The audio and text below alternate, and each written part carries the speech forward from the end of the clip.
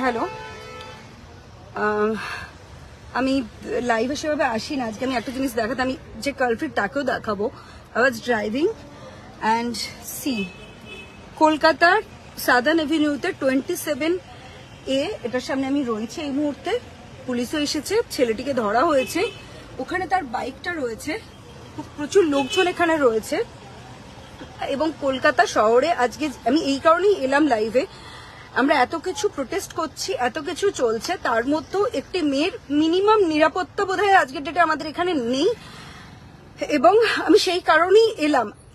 বাইকটা আমার গাড়িতে যাদের ওর টাচ হয়েছে হওয়াতে ও এসে আমাকে, আই ওয়াজ ড্রাইভিং, আমাকে এসে নক করে। আমি একটু কাঁচ নামাই এবং আমাকে বলে দরজা খুলতে সাদার্ন এভিনিউতে। ওকে, আমি বলি যে দরজা আমি খুলবো না। আমি অবভিয়াসলি আমার একটা মহিলা হিসেবে আমার একটা সিকিউরিটির ব্যাপার আছে, আমাকে হি ক্যান মলেস্ট মি। তারপরে সাদার্ন এভিনিউতে, ইউ সি সাদার্ন এভিনিউতে এসে ঘুষি মেরে আমার গাড়ির কাঁচ ভেঙে দেয় এবং আমি এখান থেকে উঠতে পারছি না। পুলিশ এসেছে, পুলিশরা আমাকে এখান থেকে রেস্কিউ করবে, বিকজ আমার পুরো সব জায়গায় কাঁচের কাঁচ হয়ে রয়েছে।